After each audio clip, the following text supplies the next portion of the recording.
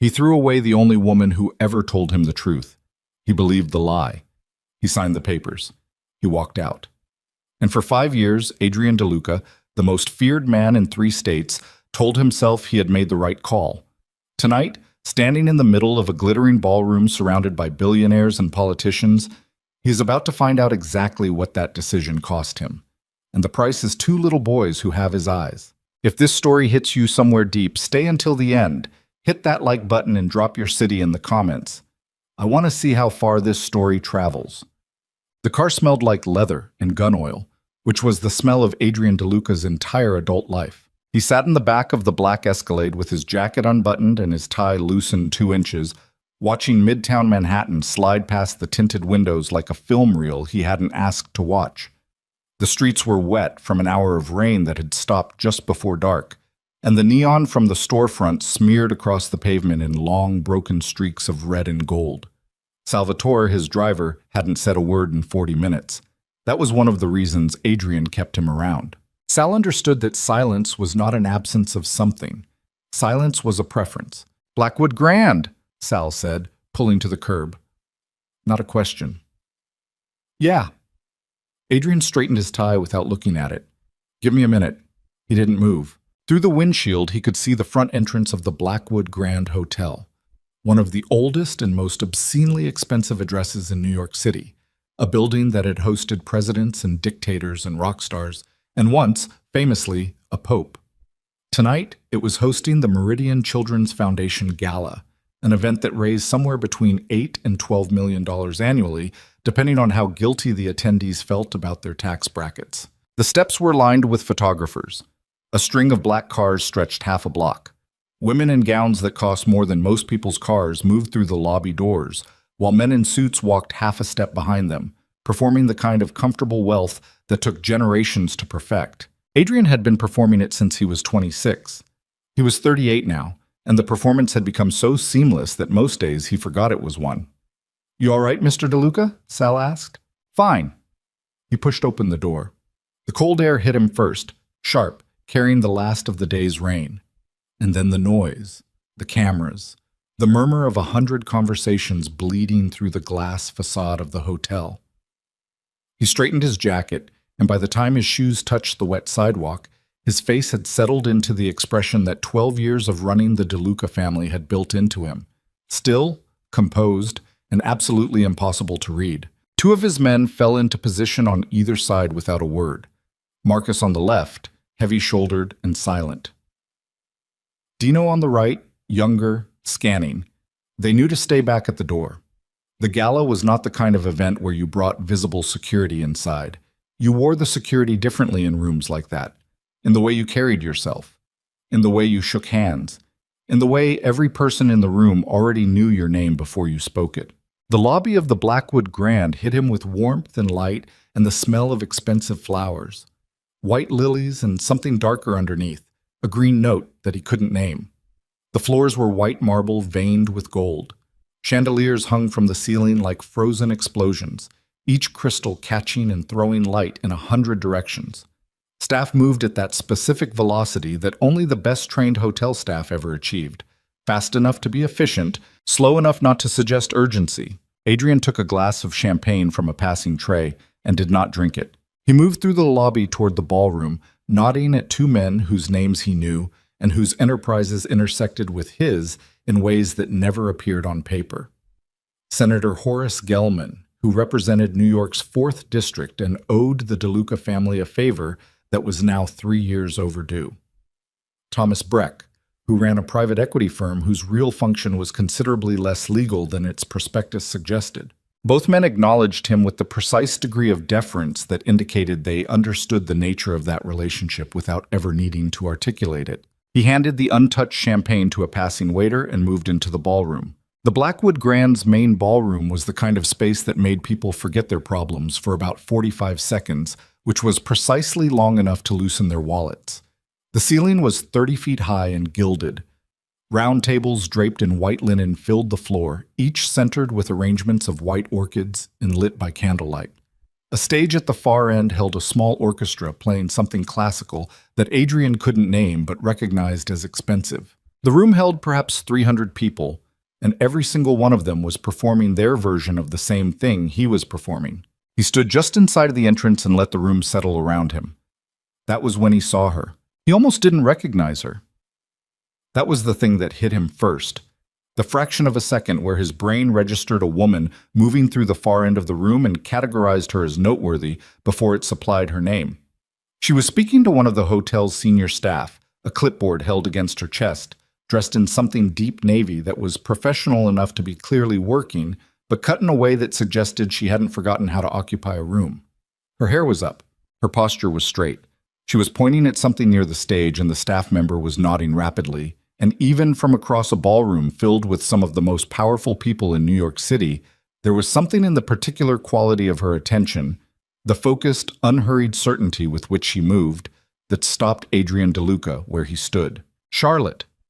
The champagne glass he'd just accepted from another passing tray almost slipped from his hand. She hadn't seen him yet. She was still talking to the staff member, her head tilted slightly, listening to something the man said, and then she shook her head once. No, firmly. No. And the man nodded again and moved away toward the stage with purpose. She made a notation on her clipboard. Professional, controlled, completely at home in a room designed to intimidate. 5 years. He said it to himself like a number that still didn't make sense. 5 years since the night he handed her the divorce papers across the kitchen table of the house they'd bought together in Westchester. 5 years since he told her he knew the truth, that he had seen the photographs, read the report, heard what his people told him about what she'd done, and that he was finished. 5 years since she looked at him from across that table with an expression he had never been able to fully reconstruct in memory. Something that wasn't anger and wasn't grief, but was somehow worse than both, and said, "You're making the worst mistake of your life." 5 years since he told her he didn't think so. He had thought about being wrong many times in the years since. He had not let himself arrive at a conclusion. Looking at her now, across this ballroom, something sharp moved through his chest in a way that had nothing to do with sentimentality and everything to do with the simple physical reality of her presence in a room he had walked into expecting nothing more complicated than a fundraising obligation. She looked up. Their eyes met. Charlotte Ashford.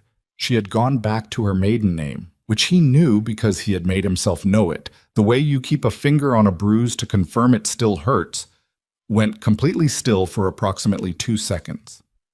Then something moved across her face that she controlled before he could name it, and she looked back down at her clipboard. That was it. That was all she gave him. Adrian became aware that his jaw was tight. He moved toward the bar at the room's east wall, not toward her, and ordered a whiskey neat, and stood with his back to the room for a moment while he dealt with what was happening inside his chest. It wasn't guilt, exactly. He had learned to live adjacent to guilt the way you learn to live adjacent to a chronic injury. You compensate, you reroute, you develop workarounds so sophisticated that some days you almost forget the original damage. What he felt right now was something more immediate than guilt, something more like confrontation. She was here, in this room, doing her job, running this event with the kind of quiet authority that he recognized because he'd spent 12 years cultivating the same quality in himself. Charlotte Ashford had built something. He could see it in how the staff responded to her, and how she moved through the space, not as a guest, not as an accessory, but as the person responsible for every detail that made the room work. He turned back around. Victoria Kensington appeared at his elbow, like she had materialized from the ambient light of the chandeliers. Adrian. She said his name the way she said everything, with a warmth that was precisely calibrated to suggest intimacy without actually requiring it. She was dressed in red. She was always dressed in something designed to make you look at her first and think about her second. Dark hair swept back, jewelry that was significant without being ostentatious, a smile that had never once reached her eyes in the 11 years he had known her. "I didn't know you were attending." "I donate," he said. "I attend." "You usually send a check and a representative." "Change of plans." Victoria followed his gaze across the room with a smoothness that suggested she had already noted exactly where his attention had been directed and had been waiting to confirm it. Her expression didn't change. That was the thing about Victoria that he had learned too late to matter. Her expressions were decorative. They communicated what she chose them to communicate and nothing underneath. "Charlotte Ashford," Victoria said. Not a question, purely informational, the way you might identify a painting on a wall. She's running the event. She's been doing this for a few years now. Ashford Events. Very successful, apparently. She has quite a reputation in certain circles. A pause. She's very good at what she does. Something in the way Victoria said it, the particular placement of the compliment, the mild emphasis on what she does, registered as deliberate without Adrian being able to articulate why. He'd been reading rooms and people for a long time. He didn't always need to name what he noticed. "Excuse me," he said, and moved away from her. He spent the next 40 minutes fulfilling his obligations to the room. He spoke with Senator Gelman about a construction project in Lower Manhattan that required certain municipal approvals. He had a brief conversation with James Whitmore, who ran the Meridian Foundation, about the DeLuca family's continued commitment to the gala's endowment. He exchanged precisely the right number of words with precisely the right people in precisely the right order, and through all of it, he was tracking Charlotte's position in the room the way you track a detail that keeps returning to your peripheral vision. She was everywhere and nowhere. That was her job. To be invisible to the event itself while being essential to its function. She appeared at the edge of conversations to signal a change in program. She caught a waiter's eye from across the room, and the waiter immediately corrected a service error Adrian hadn't even noticed. She stood at the back of the stage while a foundation spokesperson gave the opening remarks, watching the room's response rather than the speaker, reading the temperature of 300 people simultaneously. He told himself he was not going to approach her. He crossed the room and stood beside her anyway. She sensed him before he spoke. He saw her shoulders change, a subtle tightening, and then she turned her head and looked at him with an expression so carefully neutral it was its own kind of statement. "Mr. DeLuca," she said. Professional, clean, not a syllable more than necessary. "Charlotte, if you need anything during the evening, please speak with my associate. Her name is Rachel. She's wearing a blue earpiece. She'll be—" "I don't need anything from Rachel." Charlotte looked back at the room. "Then enjoy the gala. You're doing an extraordinary job. Thank you." "Charlotte." "I'm working, Adrian." He stopped. The sound of his name in her mouth, flat and unhurried, made something tighten in his sternum. He had heard his name said with fear, with deference, with carefully managed respect, with the kind of deliberate casualness that people use when they're trying to project comfort they don't feel. He could not recall the last time someone said it like it meant nothing at all. "I know," he said. I didn't know you'd be here. I organize events. This is an event." She made another notation on her clipboard without looking at it. "If there's nothing I can help you with professionally, I need to move." She moved. He stood where she'd left him and watched her cross the room toward the stage entrance, and the feeling in his chest had resolved into something he could finally name. It was the specific physical sensation of understanding, for the first time in 5 years, the full weight of what he had done. Not guilt, not regret, understanding. Those were 3 different things, and only the last one hurt the way it should. He went back to the bar, ordered another whiskey, and this time he drank it. Victoria reappeared within 3 minutes, which told him she had been watching. She always had been watching. That was something else he had understood too late. "Old feelings," she said lightly, settling beside him. He looked at her. "What? They have a way of resurfacing," she smiled at her champagne. "It's completely natural." "Victoria, I'm just observing." "Don't observe me." She turned to look at him with that practiced expression of mild, amused patience. "Adrian, that was 5 years ago. Whatever you're feeling right now, standing in this room, seeing her, it's nostalgia. It has nothing to do with the reality of what happened." He said nothing. "You made the right decision," she said. "Based on what you knew. Based on what I was told," he said, and heard the edge in his own voice, and stopped. Victoria's expression didn't shift. That was the tell, he realized, right there. When a person should react and doesn't, that's the tell. But he had already filed that observation in the same drawer where he kept all the things he had noticed too late. "I need to speak with Whitmore again," he said, and walked away from her for the second time that night. He didn't speak with Whitmore.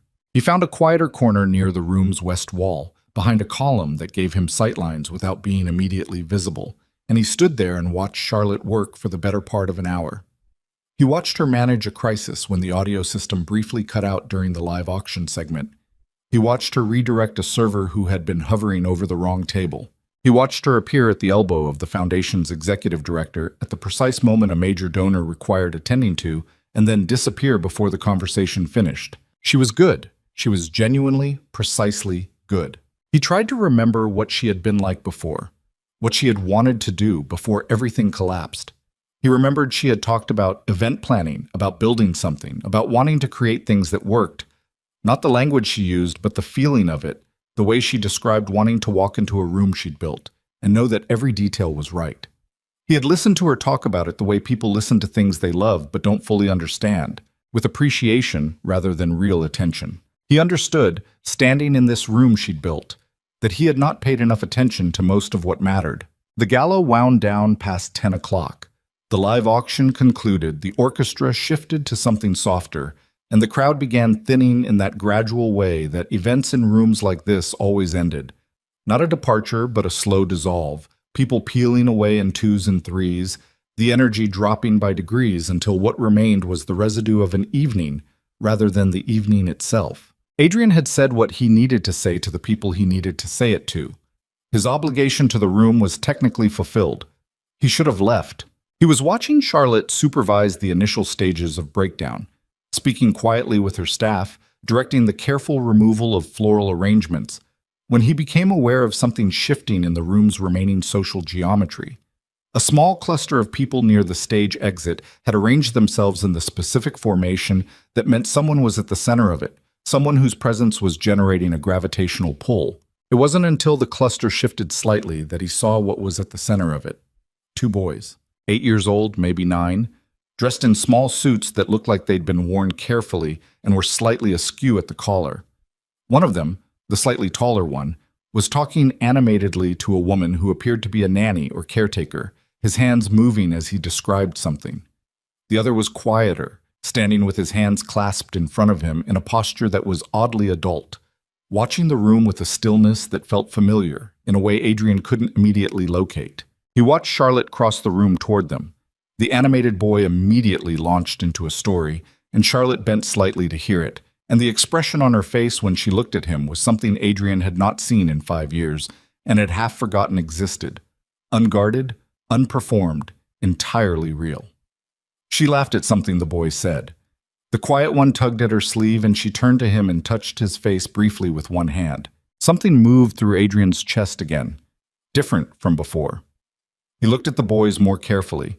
The quiet one had turned slightly, and Adrian caught his profile, but the shape of his jaw, the set of his eyes, something in the particular line of his nose, and experienced a moment of pure, inexplicable disorientation, like looking at a photograph of himself that he had no memory of being taken.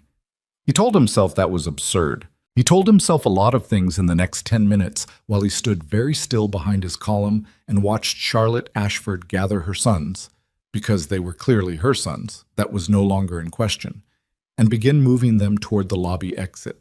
She spoke to her staff once more, received a nod of confirmation, and then walked out of the ballroom with a boy on each side of her, her hand briefly touching each of their shoulders in turn. The quiet one looked back once, just before they passed through the doorway. He looked directly at Adrian, not at the room, not at the event. At Adrian specifically, with the unerring accuracy of a child who has not yet learned to pretend he isn't looking at something.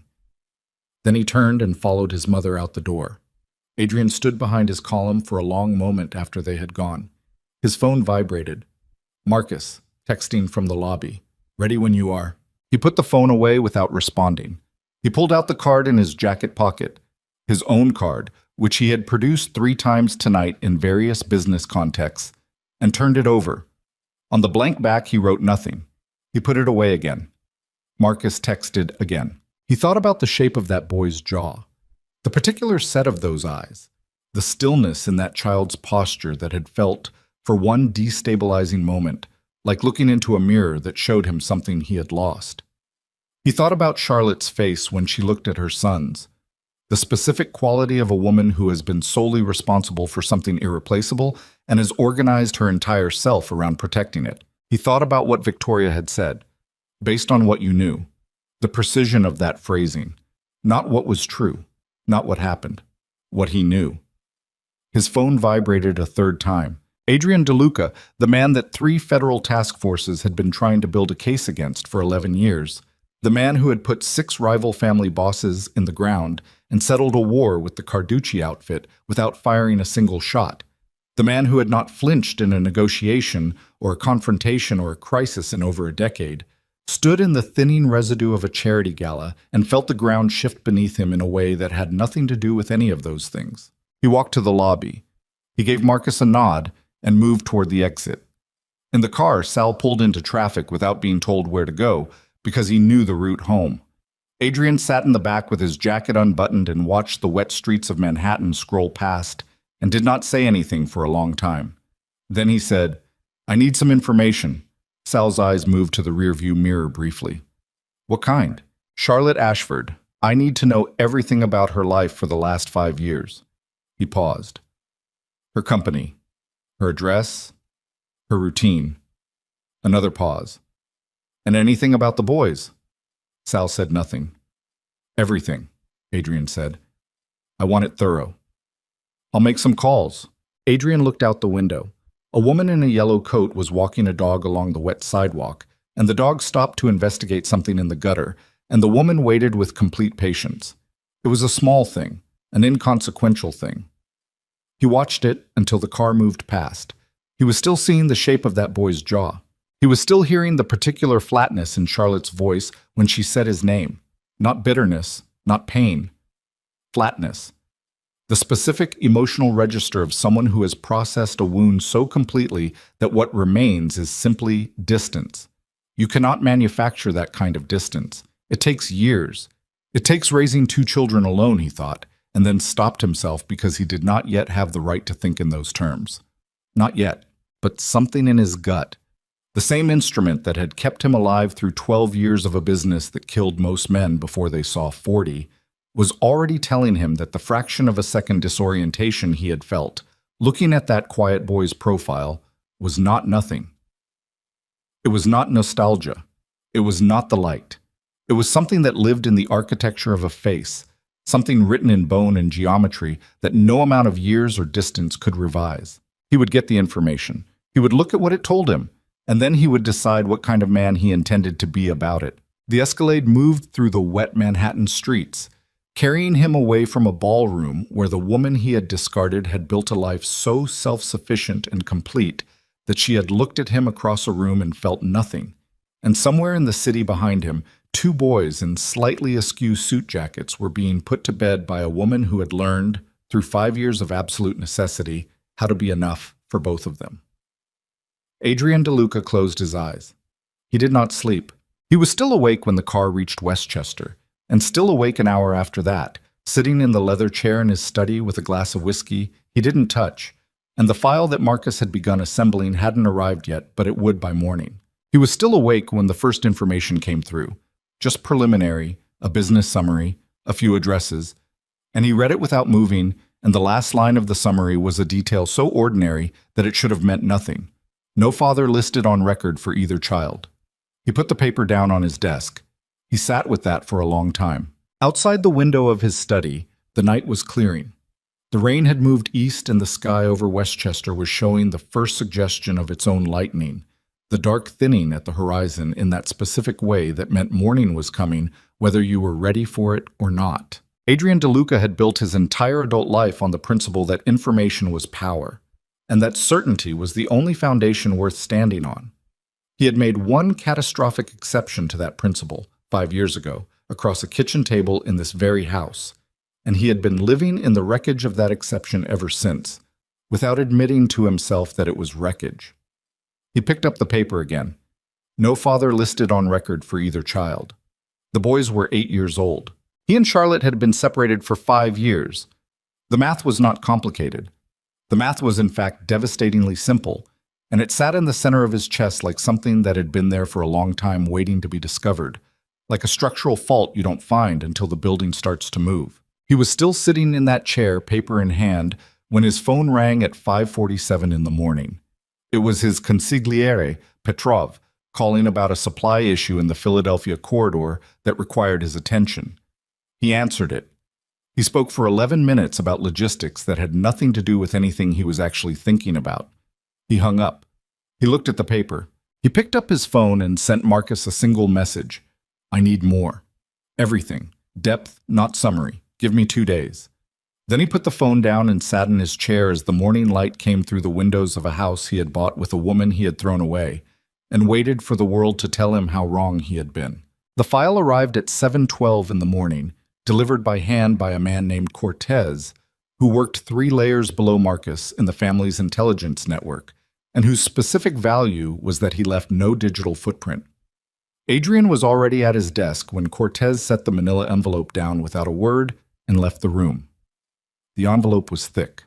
That was the first thing. It was the kind of thick that meant someone had been thorough. And thorough meant that whoever had assembled it had found things worth assembling. Adrian poured cold coffee from the carafe on his desk and did not drink it and opened the envelope. Cortez had included financials, a business registration history, lease agreements, 3 years of press mentions and trade publications, and a photograph taken from what appeared to be a public Instagram account belonging to someone named Rachel Tan, the associate Charlotte had mentioned at the gala. In the photograph, Charlotte stood in front of what the caption identified as the Ashford Event Studio on West 47th Street, squinting slightly against afternoon sun, one hand raised to shade her eyes. She was wearing jeans and a white shirt with the sleeves rolled up. She looked like a woman who had just finished moving furniture. She looked healthy. She looked like someone who had not spent 5 years waiting for anything. He set that photograph aside and read through the business summary. Ashford Events, LLC, incorporated 4 years and 3 months ago. Initially operating from a rented desk in a shared workspace in Midtown. First major contract secured 14 months after incorporation, a corporate summit for a pharmaceutical company. By the end of year 2, the company had expanded to a staff of 7 and relocated to the West 47th Street studio. Current staff, 14 full-time, additional contract workers engaged per event. Annual revenue for the most recent fiscal year, $1.2 million. Client list included 3 Fortune 500 companies, 2 major charitable foundations, and a roster of private clients whose events ranged from corporate retreats to what one trade publication described as the most meticulously executed private wedding in the Hamptons in recent memory. She had built it from nothing. From the ruins of what he had done to their life together, she had built something that now employed 14 people and generated over $1 million a year, and she had done it while raising 2 children. He turned to the section on the boys. Logan and Landon Ashford, age 8, enrolled at Keller Academy, a private school in the West Village. Logan, the elder by 4 minutes according to the birth record Cortez had obtained, the more social of the 2, active in the school's drama program and youth soccer league. Landon, quieter by all accounts, described by a source Cortez had cultivated, a school administrator, unnamed, as exceptionally observant for his age, and something of an old soul. Both boys were described as well-adjusted, performing above grade level, well-liked by teachers and peers. The birth records listed Charlotte Ashford as mother. The space for father was blank on both documents, not unknown, not disputed. Blank. As though the question had been considered and answered with silence. Adrian set the file down on his desk and pressed both hands flat against the surface and breathed. The math had been simple last night. In the morning light, with the documents in front of him, it was not math anymore. It was architecture. It was the shape of 5 years of absence given weight and dimension and the specific, irreversible reality of 2 names on a page. His phone rang. He looked at the screen, Petrov again. He let it ring. He picked the file back up and turned to the final section. Cortez had included, almost as a footnote, a single paragraph flagged with a yellow tab. A note from the investigator about a secondary inquiry that had run parallel to the main research. Someone else had been gathering information on Charlotte Ashford. Not recently. Over an extended period dating back approximately 14 months. The inquiry had been conducted through a private security firm operating out of a shell company registered in Delaware, and the trail from that shell company led, after 2 layers of corporate structure, to a holding company whose principal beneficiary was Victoria Kensington. Adrian read that paragraph 3 times. Then he closed the file. He sat very still for approximately 30 seconds. The kind of stillness that people who knew him well recognized as the most dangerous version of him. Not the raised voice, not the visible anger, but this. The complete cessation of visible reaction, the total internal redirection of energy that preceded the very worst of his decisions. He picked up his phone and called Marcus. "Victoria Kensington," he said when Marcus answered. "Pull everything we have on her current activities. Financial moves, communications, anything flagged in the last 18 months. A pause. "And find out who she's been paying at Delacroix Security." "Delacroix," Marcus repeated. "That's the firm that handles corporate intelligence." "I know what it handles. Find out what they've been doing for her." He hung up and stood and walked to the window of his study. The morning outside was cold and clear, the sky a hard blue that offered no warmth. The grounds of the Westchester property were wet from the previous night's rain, and the gardener was making slow progress along the east hedge, working with the methodical patience of someone who understood that some things could not be rushed. Adrian watched him for a moment. Then he went to find a shower and a clean suit, because he had a meeting in 3 hours in Lower Manhattan with a man named Ferretti, who represented the Basciano family's interests in the Port Authority contracts, and whatever was happening inside him right now had to be put somewhere it wouldn't interfere. That was the discipline of his life. That was the architecture of how he functioned. You built walls between compartments, and the walls held because you built them to hold.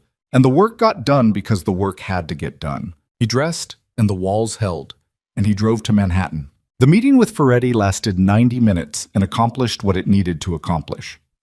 Adrian shook hands across a table in the back room of a restaurant on Mulberry Street and agreed to terms that protected the DeLuca family's interests in 3 ongoing port contracts, while conceding a minor logistical point that Ferretti would interpret as a gesture of goodwill and that Adrian had always intended to concede. It was a clean outcome. Petrov, who was present, seemed satisfied. Adrian was back in his car by 1 in the afternoon. "West Village," he told Sal. Sal glanced at him in the mirror. "Specifically?" "Keller Academy. I just need to know where it is." He wasn't going to the school. He knew that. He was not a man who showed up unannounced at a child's school, like a figure from a nightmare. But he needed to know where it was, the way you need to know the location of something you are going to have to deal with eventually. Not today, but eventually, and sooner than you're ready for. Sal drove him past it. A 4-story limestone building on a quiet block, with iron fencing and a small plaza out front where a few parents were collecting children in the early afternoon. It looked exactly like what it was. A place where careful, attentive people sent their children to be educated by other careful, attentive people in an environment designed to produce exactly the kind of boys that Cortez's file had described. Well-adjusted. Performing above grade level. Well-liked. He looked at it through the tinted window for about 10 seconds as the car moved past. "Back to the office," he said. The call from Victoria came at 3:47. He almost didn't answer it. He looked at her name on the screen for 4 full rings while sitting behind his desk in the family's Midtown offices, and then he answered because not answering was itself a communication he wasn't ready to make yet. "Adrian." The warmth. Always the warmth first. "I wanted to check in. Last night seemed eventful." "Did it? You seemed distracted." A brief, well-crafted pause. "I hope I didn't say something that upset you." "What would you have said that might upset me, Victoria?" A beat of silence. "Just one." "I only meant that seeing Charlotte after all this time must have been complicated. For anyone, that would be complicated." "It was a professional encounter, of course." Another pause, this one slightly longer. "She looked well." "She did." "Those boys of hers are adorable." The sentence was delivered with such perfect casualness that it took him a moment to register it as deliberate. "I didn't know she'd brought them. Unusual, to bring children to an event you're running." He kept his voice completely level. "I didn't speak with them." "No, I didn't think you had." A small sound that might have been a laugh. "I just noticed them. Hard not to. They look so much like her." He said nothing. "Well," Victoria said, "I just wanted to make sure you were all right. You left early."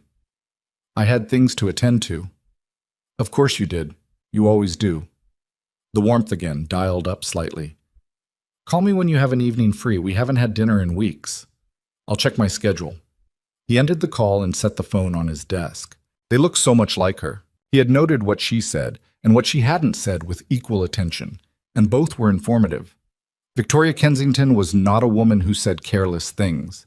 Every word she produced was a choice, which meant that the emphasis she had placed on the boy's resemblance to Charlotte, rather than any resemblance to anyone else, was a choice. A small, careful choice, made by a woman who had been paying a private intelligence firm to investigate Charlotte Ashford for over a year, and who clearly knew something she was choosing to frame very carefully. He picked his phone back up and sent Marcus a second message. Priority. Everything on Delacroix. Today. Then he made himself focus on the 6 other things that required his attention that afternoon, and he did the work, and the walls held. For 3 more days. On the 4th day after the gala, he went to find her. He knew from Cortez's file that Charlotte typically arrived at the West 47th Street studio between 8 and 8:30, that she worked through most of the day, and that on Tuesdays and Thursdays she left by 4 to collect the boys from school herself, rather than sending the caretaker. It was Thursday. He was waiting outside the school on West 10th Street at 3:45. He was not hiding. He was standing at the iron fencing of the small plaza with his hands in his coat pockets, visible, in a charcoal wool coat that probably cost more than most people's monthly rent. And when Charlotte came around the corner at 3:58, she saw him immediately. She stopped walking for precisely 1 step, 1 complete cessation of forward motion. And then she continued at exactly the same pace and stopped 5 feet in front of him. She was wearing a long camel coat, a bag on one shoulder, hair down today. She looked at him the way you look at something you were hoping not to deal with and are now going to have to deal with. "You're outside my son's school," she said. "I needed to speak with you." "You needed to speak with me at my son's school." "Charlotte, don't." The word was quiet and absolute. "Whatever you're about to say, don't say it here." "I'm not going to say anything here. I'm asking you to meet with me, somewhere you choose, somewhere you're comfortable.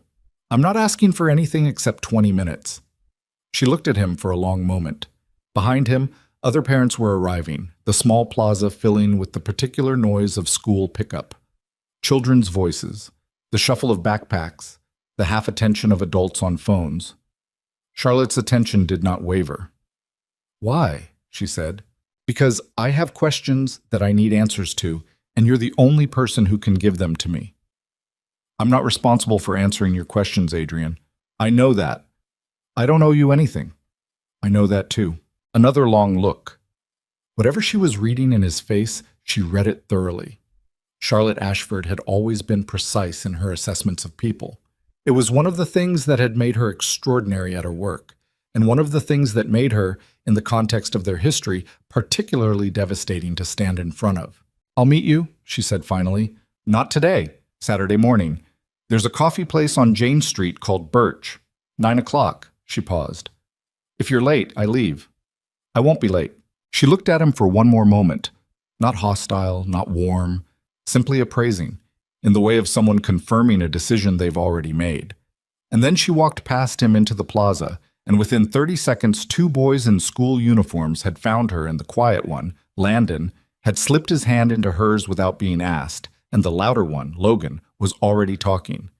Adrian stood at the fence and did not stare. He walked back to where Sal was parked around the corner and got into the car. "Jane Street," Sal said after a moment. "Birch Coffee, Saturday, 9 a.m. Adrian looked at him. "The school plaza has a sight line to the car," Sal said without expression. "I wasn't trying to listen." "It's fine." Adrian looked out the window. "Saturday, 9. Marcus called with the Delacroix information on Friday morning.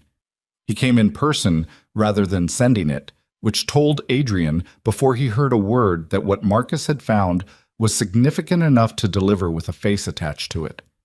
Marcus sat across from him at the desk in the Westchester study and put a folder down and said, "Delacroix ran a full background and surveillance operation on Charlotte Ashford, commissioned 14 months ago through a shell company that clears back to Victoria Kensington. The scope was personal, not professional. They pulled financials, daily movements, school records for the children." A pause. and they generated a report on the boy's parentage. Adrian did not move. "They did DNA analysis?" he asked. His voice was completely flat. "Not directly. They built a circumstantial case. Timeline of your marriage, separation date, the boy's birth date, physical characteristics noted in surveillance photographs." Marcus opened the folder and slid a single page across the desk. "The report concludes with high probability that the boys are yours." Adrian looked at the page. It was a summary document, 2 paragraphs, clinical and precise in the way of professional intelligence reporting. The language was careful, consistent with, suggests, probability assessment, but the conclusion was unambiguous. Whoever Delacroix had put on this had done their job competently, and the conclusion they had reached 14 months ago was the same conclusion Adrian had arrived at 4 days ago in this same room. "Victoria commissioned this 14 months ago," he said. "Yes, and she's had this information for 14 months. That's correct." He looked up from the page. "And said nothing." Marcus said nothing. That was answer enough. Adrian placed the page back on the folder and slid it back across the desk and sat very still with his hands flat on the surface in front of him. Victoria had known for over a year. She had been sitting with this knowledge and making strategic calculations about it, which meant that her appearance at the gala, her presence at his elbow within minutes of his arrival, her careful observation of where his attention went, her precise placement of compliments about Charlotte's boys, none of it had been coincidence or social instinct. It had been informed positioning. It had been a woman who held an advantage choosing the moment to apply pressure. He thought about her voice on the phone. They looked so much like her. The omission of the obvious corollary. The specific frame she had placed on the observation. He thought about 5 years ago, and the photographs, and the report, and the voice of his own people telling him what they had found and what it meant. He thought about Charlotte's face across the kitchen table, the expression he had never been able to reconstruct, and the words she had said, "You're making the worst mistake of your life." She had known exactly what she was saying. She had known, and he had not listened. And the reason he had not listened was sitting somewhere in this city with 14 months of damaging information and a very patient strategy. "I want to know everything Victoria Kensington has done with this information," Adrian said. "Who she's spoken to about it, whether she's approached Charlotte, whether she shared the report with anyone. I want to know if she intends to use it and how." "Understood." And Marcus, he waited until his man looked at him directly. "Nobody touches anything until I say so. Nobody moves. Nobody makes contact. Nobody sends a message. This is internal. This is mine." Marcus nodded and took the folder and left. Adrian sat in the chair for a while after the door closed. He had built his life on a very simple principle. Information, correctly understood, resolves most problems before they become crises. The problem was that understanding information correctly required that the information be accurate, and 5 years ago, the information he had been given had been neither accurate nor accidental.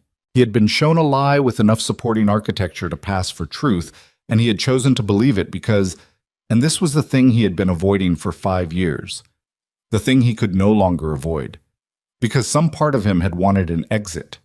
Some part of him had been afraid of what he was building with Charlotte, what it meant to be genuinely, irreversibly committed to another person when the life he ran required the kind of compartmentalization that commitment inevitably compromised. And Victoria had given him a door, and he had walked through it, and he had told himself for 5 years that the door had been real. He had always known, somewhere underneath the walls, that the door had been given to him. He just hadn't been ready to sit with it. He was sitting with it now, in the Westchester study, on a Friday morning, with the weight of 2 children's names pressing against his chest, like something structural had shifted in the building of him, and the fault line had finally given. Saturday, 9 o'clock, Jane Street. He was going to walk into that coffee shop and sit across from Charlotte Ashford, and he was going to begin the process of saying something for which there were no adequate words in any language he spoke. He did not know how she would receive it. He suspected she had been waiting for this conversation for 5 years, and that waiting had not made her more willing to have it. It had simply made her better prepared for it. He was not prepared. He had not been prepared for any of this since the moment he walked into a ballroom and found the woman he had discarded standing in the middle of it, running the room, looking like someone who had not needed him for a single day of the 5 years he had been gone. And somewhere in this city, in an apartment he had not been inside, In beds he had never seen, two 8-year-old boys were sleeping without a father's name on their birth records because the father had believed a lie that a calculated woman had handed him like a gift. Adrian DeLuca pressed his hands harder against the desk's surface until he could feel the edge of it cutting into his palms. Then he let go and stood up and went to do the rest of the day's work, because the work did not stop and the walls had to hold for one more day.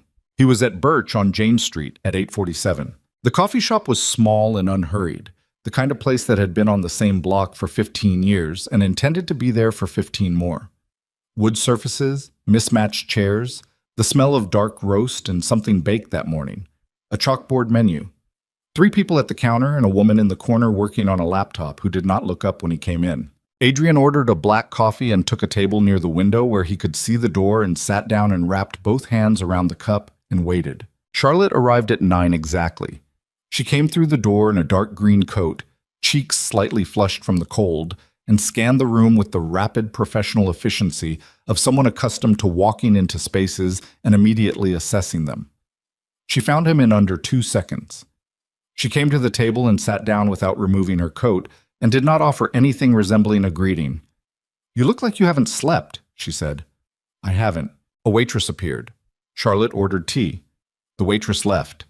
Charlotte put her bag on the empty chair beside her and looked at Adrian with the same quality of attention she had directed at the stage malfunction at the gala. Precise, unhurried, already several steps ahead. "Say what you came to say," she said. He had rehearsed this. In the car, in the shower Friday morning, walking the length of the Westchester study at 2 in the morning, he had rehearsed the shape of how this conversation should go. He had arranged the information, sequenced the disclosures, planned the language. He was a man who prepared for difficult conversations the way he prepared for difficult negotiations, with structure, with contingency, with the discipline to control the pace. All of that dissolved the moment he sat across from her in the actual room. "I know about Logan and Landon," he said. Charlotte did not move, not a muscle. She held his gaze and her face did not change, and the only indication that the words had landed was a single slow breath that she took through her nose and released with absolute control. "What?" she said. "Do you know? Their birth date, the records, the timeline." He kept his voice low and level. "I had my people look into it. I needed to understand. You had your people look into my children." The word "my" landed like a door closing. "Charlotte, you sent investigators to look into my sons." She said it again, not a question, not an explosion, just the act of holding him to the exact shape of what he had done. "That's what you're telling me?" "Yes." She looked at him for a long moment. Then she picked up the tea the waitress had silently delivered and wrapped both hands around it and looked out the window at James Street, where a Saturday morning was assembling itself in the ordinary way of Saturday mornings. A man walking a dog, 2 women with strollers, a delivery truck blocking half the lane. "They're mine," she said to the window. "They have always been mine. That is the only truth in this that has ever mattered." "I know. Do you?" She looked back at him. "Because what I hear is a man who has spent 5 years not knowing, and now he knows, and now he's sitting across from me expecting, what exactly? What are you expecting from me right now?" "Nothing." He said it immediately. "I'm not expecting anything. I'm not here to make demands or claims or heart. Then why are you here?" "Because I needed you to know that I know. And because," he stopped, started again, "because I found out something else. Something I have to tell you. And I don't know how to tell you except directly." Something shifted in her expression. Not alarm, something more guarded than alarm. The look of a woman who has learned that the category of things that can still hurt her is smaller than it used to be, but not empty. "Tell me," she said. He told her about Delacroix, about the shell company, the 14 months of surveillance, the report on the boy's parentage. He told her without softening any of it, because Charlotte Ashford had always responded to being handled with the same quiet fury she directed at incompetence, and she deserved the raw version. He told her that Victoria Kensington had known, with high confidence, that Logan and Landon were his sons, for over a year, that she had commissioned the investigation herself, that she had been sitting on that information while attending events in the same circles as Charlotte, while appearing at Adrian's elbow at a gala Charlotte was running, while making careful, precise observations about the boy's appearance. Charlotte listened to all of it without interrupting. When he finished, the coffee shop was the same coffee shop it had been. The woman with the laptop was still working. The Saturday morning outside was still assembling itself. None of the architecture of the ordinary world had shifted to acknowledge what had just been said at this table. "She knew," Charlotte said finally. "Yes. For 14 months she knew, and she said nothing to you." "Correct. And she said nothing to me." A pause. "But she was watching." "Yes." Charlotte set her tea down very carefully on the table in front of her. The care with which she did it, the deliberate, controlled placement of a cup on a surface, was the most frightening thing Adrian had seen in a room since the last time someone pointed a weapon at him. "I want to ask you something," she said, "and I want you to think before you answer." "All right. 5 years ago, the photographs, the report your people gave you." She looked at him directly. "Who gave you that information?" The question sat between them on the table like something with weight. He had known, from the moment Marcus laid the Delacroix file in front of him, that this question existed. He had known he would have to answer it. He had been moving toward this answer for 4 days, through the space of insufficient sleep and a persistent, low-grade nausea that had nothing to do with illness and everything to do with a truth that kept getting more complete as he approached it. "The initial report came from a contact in our intelligence network," he said. "A man named Gassel who ran background investigations. He brought the photographs to Petrov, and Petrov brought them to me." A pause. "I asked where Gassel got them. He said it came through a third party he'd worked with before, someone who flagged it to him as a matter of family interest." "A third party," Charlotte said. "I never pursued the source further. I should have." "You should have." She said it without particular emphasis. "Yes. I pursued the conclusion instead." "You pursued the conclusion," she repeated, "because the conclusion was, what, easier?" He didn't answer that because the honest answer was yes, and they both knew it, and saying it aloud served nothing except his own need to perform accountability. "Do you know who the third party was?" Charlotte asked. "I have a very strong suspicion. I don't have confirmation yet. My people are still—" "It was Victoria." He stopped. "I'm not asking," Charlotte said. "I'm telling you. It was Victoria Kensington who put those photographs in front of your people 5 years ago. And it was Victoria Kensington who had me investigated for the last 14 months. And it was Victoria Kensington who was standing next to you at my event 6 days ago, watching to see what you would do when you saw me." She picked up her tea again. "I'm not telling you this because it surprises me. I'm telling you because you need to say it out loud and confirm that you understand the complete shape of what happened." He met to me, The coffee shop was very quiet around them. "She engineered it," Adrian said. "Yes. The photographs were fabricated, or real photographs of things that were not what they appeared to be. It doesn't actually matter which." Charlotte's voice was steady and precise. "What matters is that she identified exactly what would break your trust in me, built or found the evidence to support it, and delivered it through channels you considered reliable. And it worked." A pause. "It worked completely." He had nothing to say to that. "I knew," Charlotte said. "Not about Victoria specifically, not with evidence, but I knew the photographs were lies, and I knew that someone had put them there deliberately, and I knew that the person with the most to gain was the woman who had been in love with you for years while you were married to me. I knew all of that, and I told you, across our kitchen table, that you were making the worst mistake of your life." She looked at him. "And you left anyway?" "Yes. Because even knowing something wasn't right, you chose the evidence over me."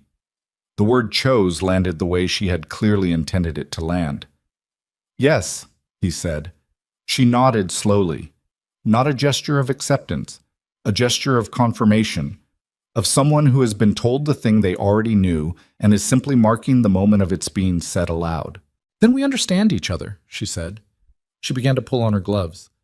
"I appreciate you telling me about Victoria and the investigation. I'll take steps to protect my business and my family from whatever she intends to do with what she knows. Charlotte, I want to help with that. My people can. I don't want your people near my children." The sentence was quiet and final. "I mean that without hostility. I mean it as a boundary that I am setting clearly, right now, so there is no confusion. Whatever Victoria Kensington is planning, I will handle it through my own means." She's dangerous when she's cornered. I've been raising two boys alone for 5 years while running a business from nothing. Charlotte looked at him with something that was not quite the absence of warmth, but was adjacent to it. I've been handling dangerous things without your assistance for a while now. She stood. He stood reflexively.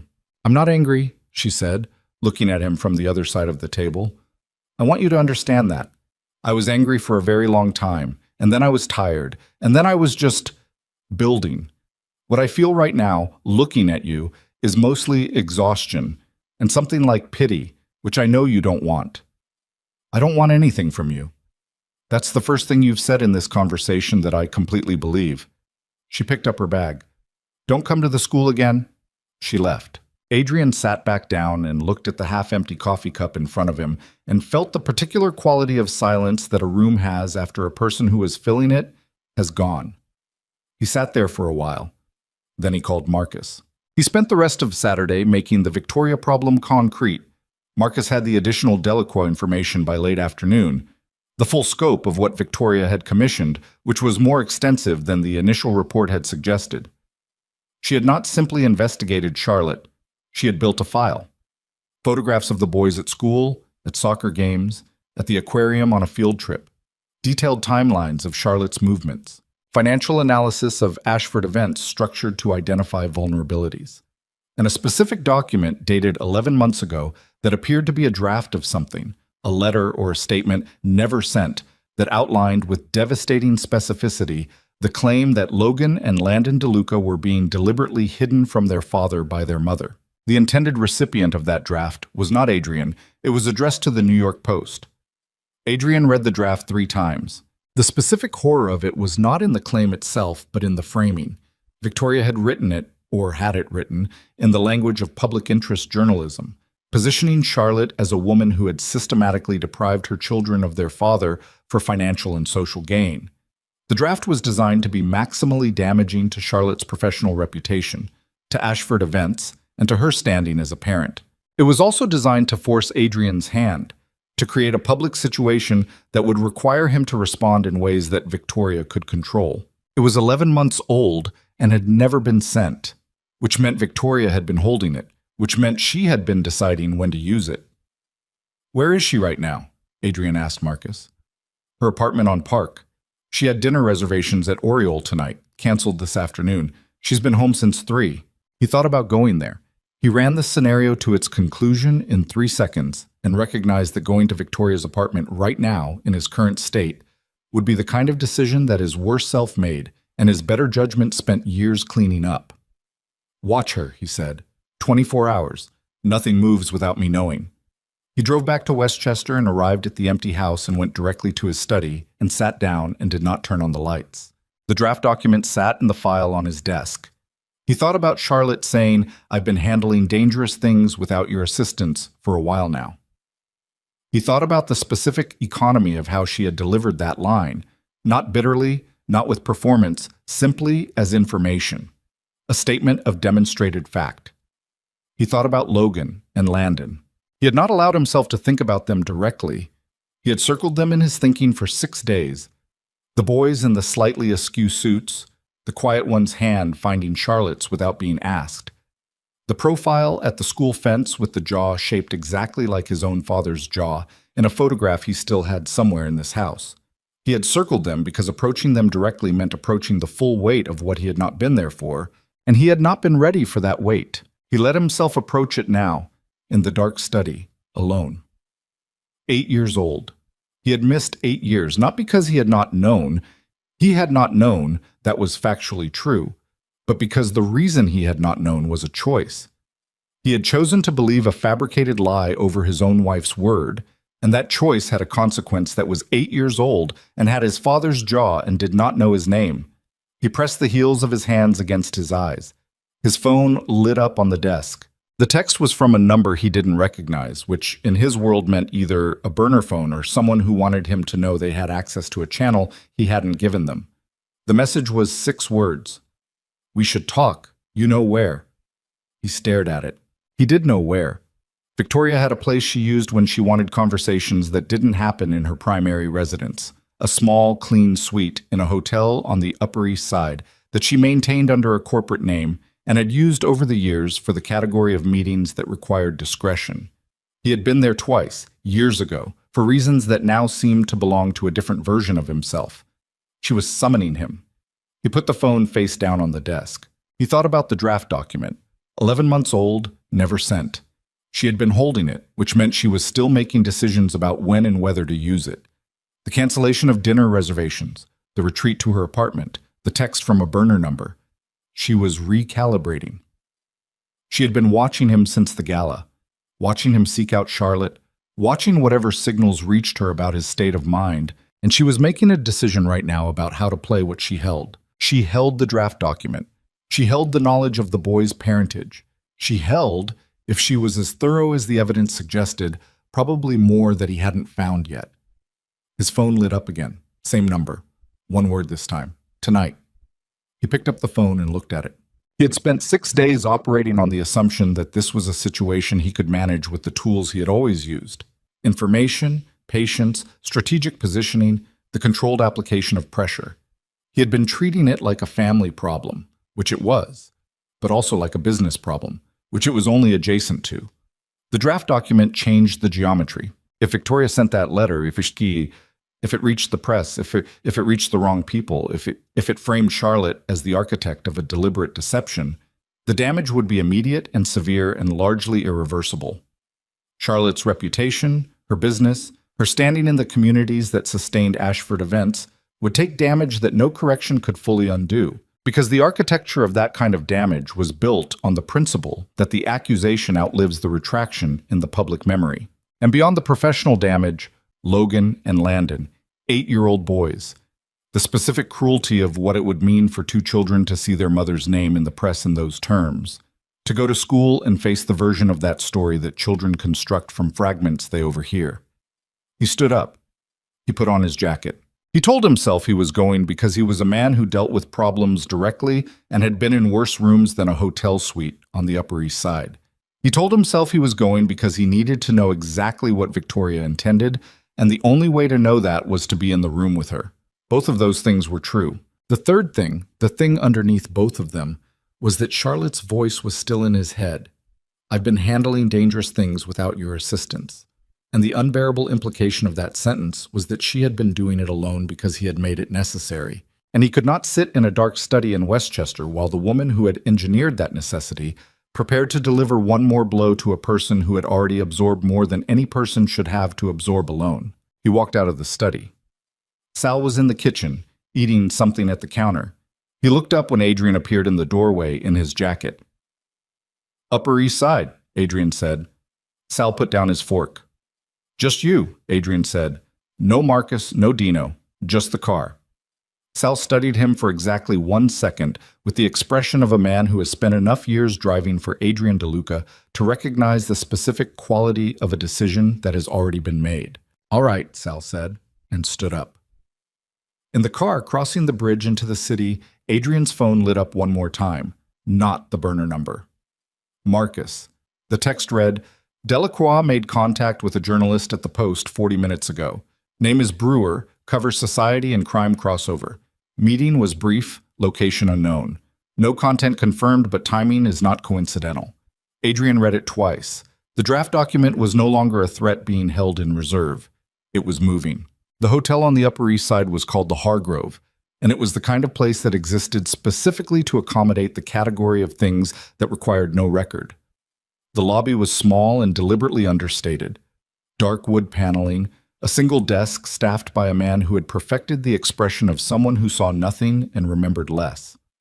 Adrian had been here twice before, years ago, when the world was configured differently and his relationship to Victoria Kensington had been something he had chosen, rather than something that had chosen him. Sal pulled to the curb, and Adrian was out of the car before it fully stopped. "Stay close," Adrian said, and went through the door. The man at the desk looked up and then looked at something on the surface in front of him and said, "Suite 412, without being asked, which confirmed that Victoria had arranged his arrival, which confirmed that she had been certain he would come, which told him something about how she had assessed his current state of mind. He took the stairs. 412 was at the end of a carpeted corridor that absorbed all sound. Footsteps, breath, the distant murmur of the city outside. Adrian reached the door and stood outside it for 3 seconds, not hesitating but organizing, the way you organize yourself before you walk into a room where the nature of the conversation will be determined in the first 30 seconds by whoever establishes the frame first. He knocked once and opened the door without waiting. Victoria was seated in an armchair near the window, a glass of white wine on the table beside her, dressed as though she had known this meeting would happen since before she sent the text. She probably had. She was wearing something dark and fitted, hair loose, the specific presentation of a woman who wants to appear relaxed, and has engineered the appearance with considerable effort. The suite was warm. A single lamp was lit. The window behind her showed the Upper East Side at night, the particular density of city light that made Manhattan look like something permanent. She looked at him when he came in, and her expression was the expression he had been watching for 12 years. Warm, calibrated, and completely armored behind both. "You came," she said. "You knew I would. I hoped." She gestured at the chair across from her. "Sit down, Adrian." "I'll stand." A slight shift in her expression. Not disappointment, adjustment. She picked up her wine glass and held it without drinking from it. "You've been busy this week." "Have I?" "You went to see her Saturday morning." A pause. "Jane Street." He said nothing. "And you've had people looking into Delacroix." She said the name without any particular inflection. "I assumed you would, eventually. You're thorough. It's one of the things I've always admired about you." "You should stop talking," he said, "and listen very carefully to what I'm about to say." Something moved in her eyes. Not fear. The recalibration of someone who has encountered a variable they had assigned a lower probability than it deserved. "Your people contacted a journalist at the Post tonight," Adrian said. "Brewer. Society and crime crossover. You're moving the document." The slightest pause. "I don't know what document you're—" "Victoria." His voice was flat and absolute. "Don't."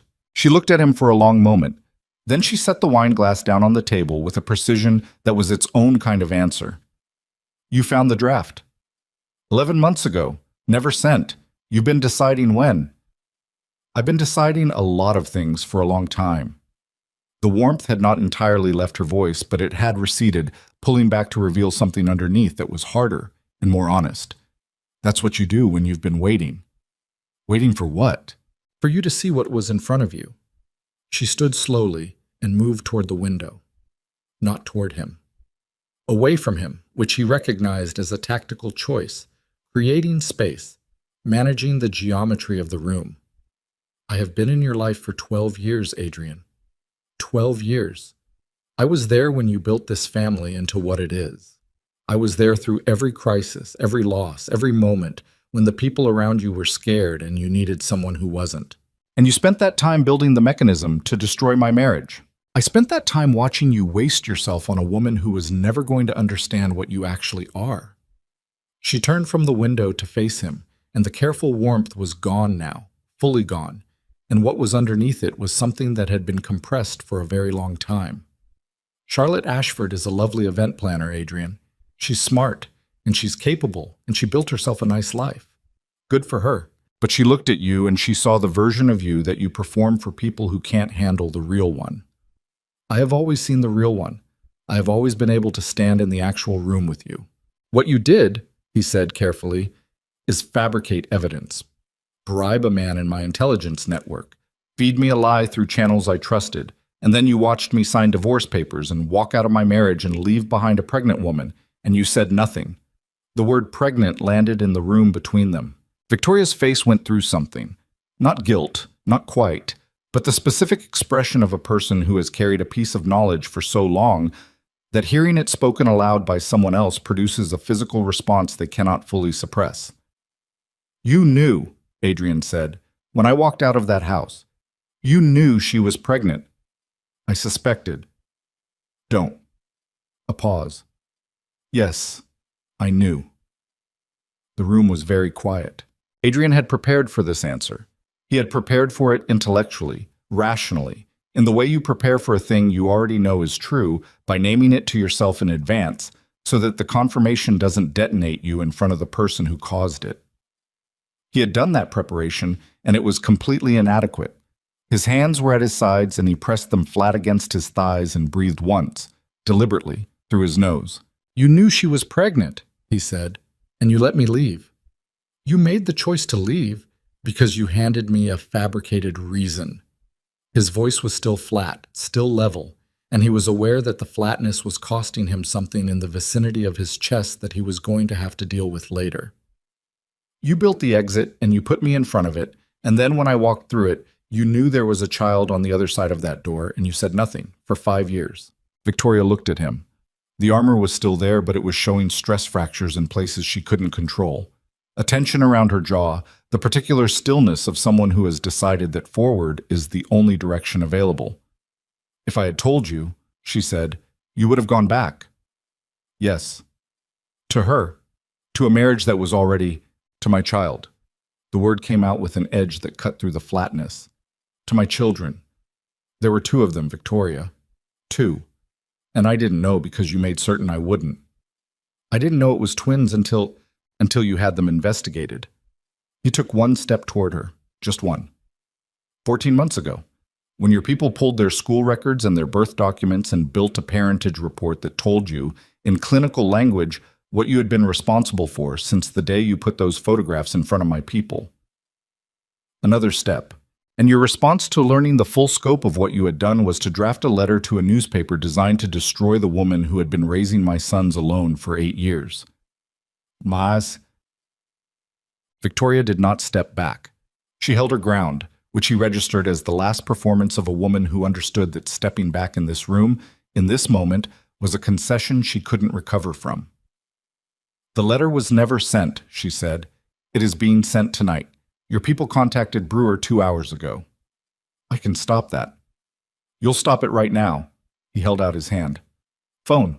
Something crossed her face, a flash of something that might, in another context, have been genuine, and then she picked up her phone from the table beside the armchair and held it out to him. He took it. He scrolled to her most recent call log. He found a number that matched the contact name Delacroix, and he called it. And when a man answered on the second ring, Adrian said, "This is Adrian DeLuca. Whatever action you currently have in progress for Kensington is terminated as of this call. You will confirm that to me in the next 10 seconds, or I will take an interest in your organization that you will find significantly more disruptive than losing one client." A pause, then, "Understood. Confirmed." He ended the call. He set Victoria's phone on the table between them. "Adrian, I'm not finished." He looked at her directly, and when he spoke again, the flatness was gone, and what replaced it was not a shout, but something in some ways worse than a shout. A voice stripped to its essential register, with no performance left in it at all. "You took 8 years from my sons. You took 8 years from a woman who had done nothing except trust me. And when I let her down, she absorbed the entire consequence of that alone, because you made certain she would have to. Everything she built, the company, the life, the 18 hours a day she put into raising 2 children by herself, she built in the space you created when you engineered the destruction of her marriage." He paused. "There is no version of any conversation between us after tonight. There is no context in which we speak, meet, or communicate. If you contact Charlotte or her business or anyone connected to her sons, I will know within 24 hours, and the response will not be a phone call." Victoria Kensington looked at him. She had known him for 12 years. She knew the difference between the performance of a threat and the architecture of one. She had built her entire strategy on an accurate reading of who he was and how he functioned. She read him now. "I understand," she said. He picked up his jacket from the chair where he'd dropped it and walked to the door. "Adrian?" Her voice stopped him. Not the warmth this time. Something he had never heard from her before. Stripped of calibration, genuinely unguarded. "I did love you. Whatever else is true. I want you to know that." He stood with his hand on the door and looked at the wood grain of it. "What you loved," he said, "was the version of me that didn't have a family. You engineered the removal of that family so the version you wanted could exist." He opened the door. "That's not love. That's inventory management." He went out into the corridor. The door closed behind him and the carpeted hallway absorbed the sound of it completely. He walked to the stairwell and went down and through the lobby and out onto the sidewalk, where the city night hit him with cold air and noise and the smell of exhaust and, somewhere upwind, food from a cart on the corner. Sal was at the curb with the engine running. Adrian stood on the sidewalk for a moment and let the cold do what the cold did, clarified things, reduced them to their essential temperature. He got in the car. "Westchester?" Sal asked. "No." He looked at his phone.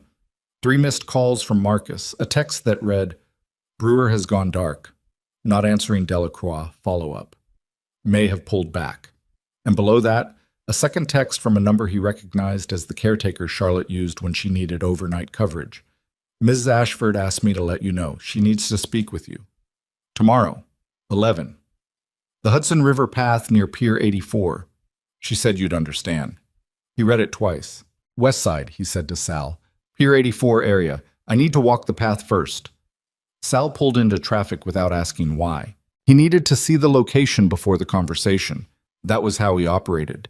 You never walked into a space cold if you had the option of knowing it first. But underneath the operational logic was something simpler. He needed to move. He needed to be in motion, because sitting still right now meant sitting with the full accumulated weight of the evening, and he was not yet ready to sit with that. Charlotte had reached out. She had initiated contact, which she had not done once in 5 years, which meant something had changed on her end. Something had shifted. Some threshold had been crossed. He didn't know if it was the information he had given her Saturday morning, or something she had learned subsequently, or simply a decision that had been approaching for days and had arrived. He didn't know what she intended to say. He knew what he intended to say. He had known since Friday morning, reading the Delacroix file in the Westchester study with his hands flat on the desk. He had known the shape of it even if he hadn't found the language. The language was still inadequate. He understood that. There was no formulation of words that covered the specific geography of what had been done and left undone.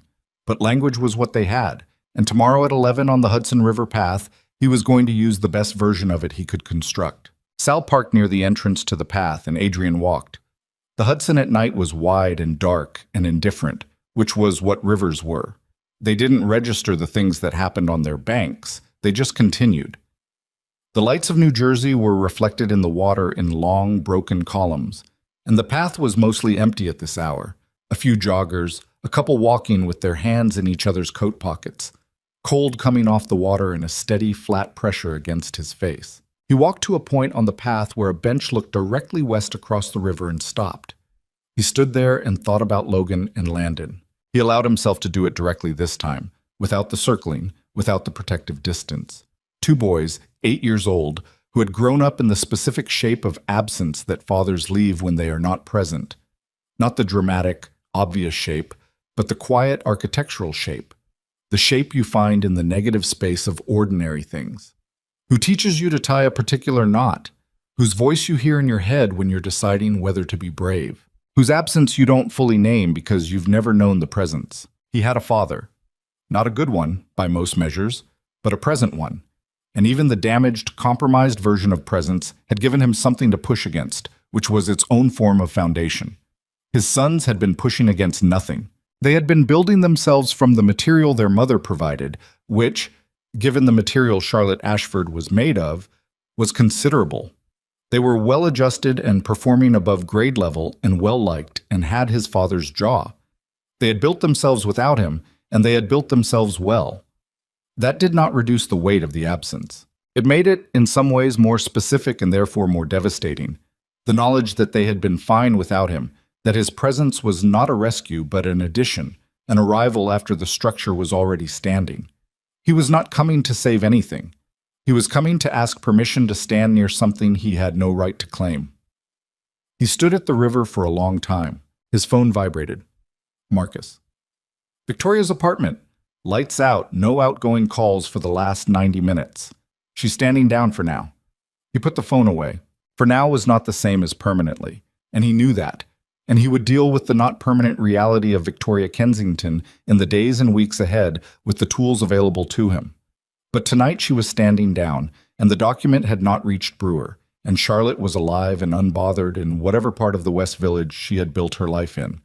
Tonight, that was enough. He turned and walked back along the path toward the car. Tomorrow, 11 o'clock. He had never, in 12 years of running a family that operated in the most brutal margin of American life, been genuinely afraid of a conversation. He had walked into rooms with men who wanted him dead and conducted those conversations with the particular calm of someone who understood that fear was a resource to be managed, not a response to be experienced. Standing on the Hudson River path at 11:30 on a Saturday night, he was afraid of the conversation he was going to have in less than 12 hours. Not of Charlotte's anger. He had seen the quality of her anger on Saturday morning, and it was not the explosive kind. It was the slow geological kind, the kind that had already done its work and left behind a landscape rearranged. He was not afraid of being hurt. He was afraid of something more specific, of being seen completely, of standing in front of a woman who had already absorbed the truth about him and outlasted it, and asking, with nothing in his hands, for something that could not be negotiated or purchased or secured through the application of any resource he currently possessed. He was going to ask for the chance to be a father. And the answer to that question did not belong to him. It belonged entirely to Charlotte and to two boys who did not know his name, and to the 8 years of mornings and ordinary moments and the specific weight of a family assembled without him. And all of that was waiting on a riverside path tomorrow morning, with a clarity and a judgment that no amount of power or wealth or the feared reputation of the DeLuca name could touch. Sal saw him coming and had the door open before he reached the car. Adrian got in. He sat with the city moving past the windows all the way back to Westchester, and he did not sleep when he got home. And at some point in the small hours, he stopped trying. He was sitting at the desk in his study when the morning came, with the Hudson River path already mapped in his head and the inadequate language still assembling itself, and the first pale light coming through the windows of a house that had been empty for 5 years, and the knowledge that in a few hours he was going to walk toward the hardest thing he had ever done without a single weapon in his hands. He arrived at Pier 84 at 10:43. The Hudson River path on a Sunday morning in late autumn had a specific quality of emptiness that was different from the emptiness of other places and other times.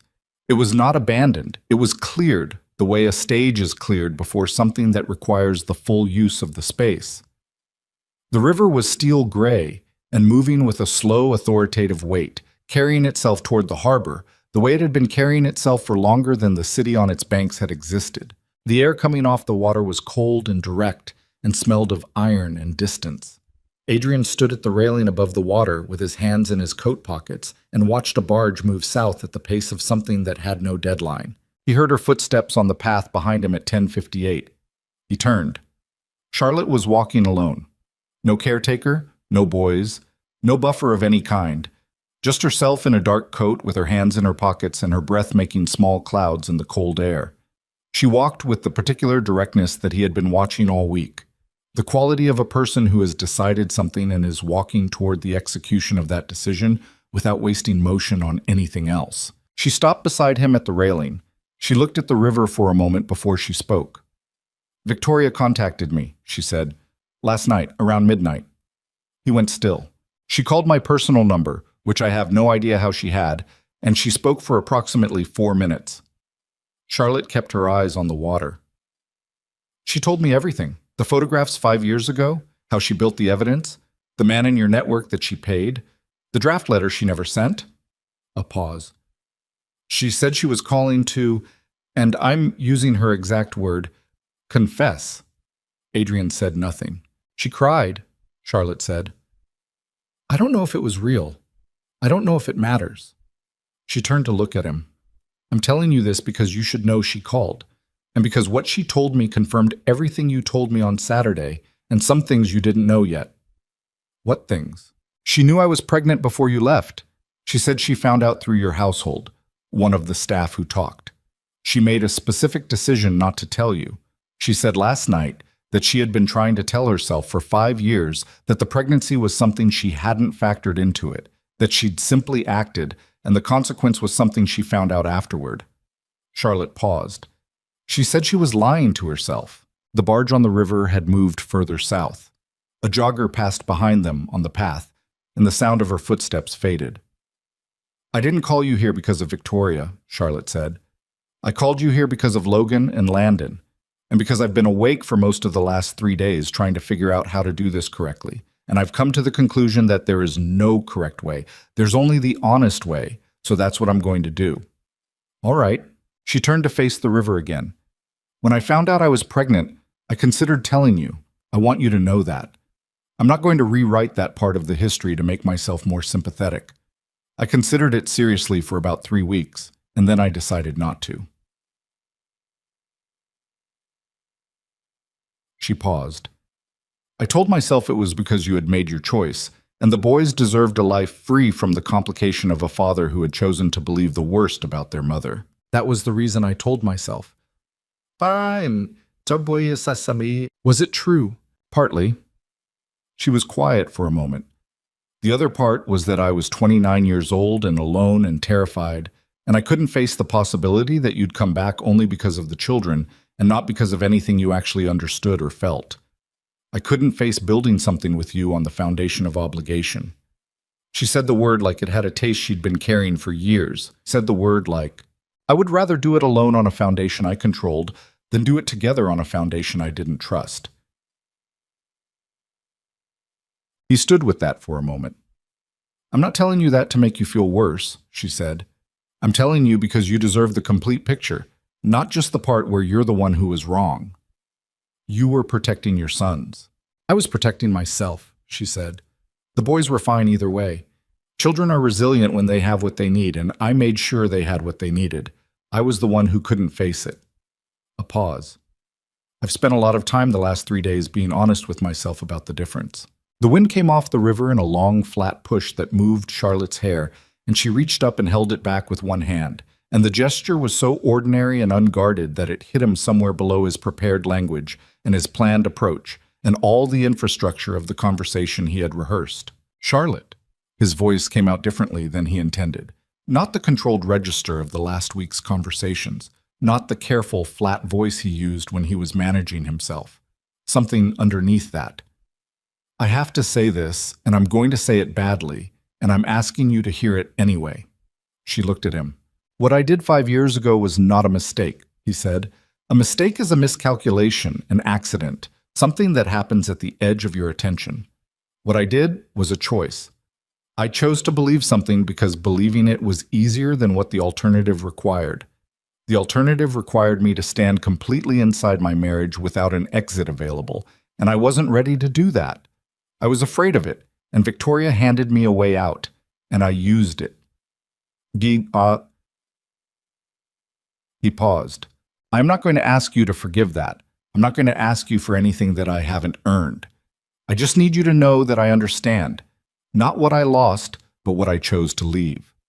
Those are different things, and the difference matters to me. Charlotte looked at him for a long time. Then she looked back at the river. I know the difference, she said quietly. I've known it for 5 years. The silence between them was not empty. It was the kind of silence that has weight and texture, the kind that accumulates between two people who have been carrying the same thing from opposite ends for a very long time and have finally set it down in the same place. The boys, she said. This is what I need to tell you and why I'm here. She pulled her coat tighter against the wind. Logan knows something is happening. He's 8, but he's been watching me this week. He watches me the way kids do when they sense that the adults in their life are dealing with something large. He asked me last night if everything was okay. She paused. Landon hasn't asked anything. He never asks. He just sat closer to me than usual at dinner, which is his version of the same question. Adrian's chest was doing something he could not regulate. They have never had a father, Charlotte said. Not as a present reality. Logan went through a period when he was 6 where he asked about it, and we had an honest conversation that was calibrated for a 6-year-old, which means it was honest but incomplete. He accepted it and moved on the way children move on when the environment around them is stable enough to allow it. She turned to look at him. Landon has never asked, not once, which is either because he has found a way to be completely at peace with it, or because it lives somewhere inside him that he doesn't have the language for yet. I don't know which. I probably won't know for years. I don't know how to do this, Adrian said. I want you to know that I am aware of that. I know what I am and what I've built, and what the life I run looks like from the outside and from the inside, and I'm not standing here pretending that any of that is a simple thing to bring near children, near your children. He stopped. Near my sons, The phrase "my son's in his own mouth" felt both entirely accurate and completely presumptuous, and both of those things were true simultaneously, and he let them be. "No," Charlotte said. "It's not simple. And I'm not going to pretend to you that I've arrived here at some peaceful resolution where all of that stops mattering. It matters enormously. Who you are, what you do, the world you operate in, it matters. And any arrangement we build around the boys has to be built with eyes open to all of it, not with the version of it that makes the conversation easier." "Agreed. I need your word," she said, "that what I'm about to agree to is for them, not for you. Not to resolve your guilt or satisfy your grief over what you missed. For Logan and Landon, because they are the ones who will live inside whatever we build, and they are the ones who will pay the price if we build it wrong." "You have it. Your word doesn't mean to me what it once meant," she said, not cruelly. "Precisely. I know that. You know that. So what I'm asking you to understand is that this will be built on demonstrated behavior over time, not on a promise made on a river path. If you show up and then stop showing up, I will end it, and the boys will grieve that loss, and I will hold you accountable for that grief in whatever way is available to me." "I understand. If the nature of your life brings danger to them or to me, I will end it immediately and without negotiation." "Yes. And if at any point Logan or Landon tells me that they don't want this, that they're not comfortable, that it's not working for them, their word is final. They are not obligated to build a relationship with you because biology says they should." "I would not want them to," he said. "I would want them to because they chose to." She looked at him for a long moment after he said that. Something moved in her expression that she didn't fully control, something tired and cautious, and underneath both of those things, faintly, the residue of the woman who had once sat across a dinner table from him and laughed at something he said and meant it completely. It was gone quickly, but it had been there. "I'm going to tell them today," she said. "I'm going to tell them that their father has found his way back, and that he wants to be part of their lives if they'll allow it, and that it is completely their choice." She paused. "I'm not going to tell them the full story of why he was absent. That story is too large for 8-year-olds, and it belongs to them as they grow into the age where they can hold it. For now, they need the simple truth. He is here, he wants to know them. And whether they want to know him is up to them." "That's fair." "It's not about fair." She said it evenly. "It's about what they need." He nodded. She turned back to the river one more time, and they stood there together for a while without speaking, which was different from the weighted silences of their earlier conversations. Less like confrontation, more like two people sharing the same cold air and the same gray river and the same long, complicated history that had brought them to this specific railing on this specific Sunday morning. "I'm not going to come back to you," she said finally. Her voice was quiet and without drama. "I want to be clear about that. What we had, the marriage, the life we were building, I grieved that for a very long time, and the grief is finished. What I feel when I look at you is not residual love waiting to be reignited. It's history, a lot of shared history and a lot of damage, and somewhere inside all of that, 2 children who deserved better from both of us." Please, she paused. "I forgive you. I'm saying that clearly so you can hear it and carry it. Not because you've earned it yet, you haven't, but because forgiveness isn't something I'm withholding until you've done sufficient penance. It's something I'm choosing because carrying unforgiveness is a weight I stopped being willing to carry." She looked at him. "But forgiveness isn't the same as reconciliation. The woman who loved you is not coming back. She built someone else in the years you were gone, and that person is who I am now, and that person is not yours." Adrian heard every word of that. He heard it the way you hear something that is entirely true and exactly what you needed someone to say out loud, not because it gave you what you wanted, but because it gave you what the situation actually required, which was the complete and honest shape of it. "I know," he said. And he did. They left the river path separately.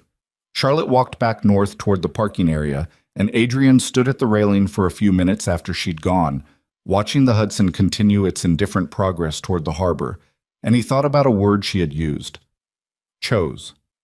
She had chosen forgiveness, not because he had earned it, because she had decided that the carrying of it was over. He thought about what choosing looked like when it had no strategic component, No advantage attached, no outcome it was purchasing. When it was simply the decision of a person who had gotten tired of the alternative. He had spent 12 years in a world where every choice was attached to an outcome, where the decision and the return on the decision were always in some relationship to each other.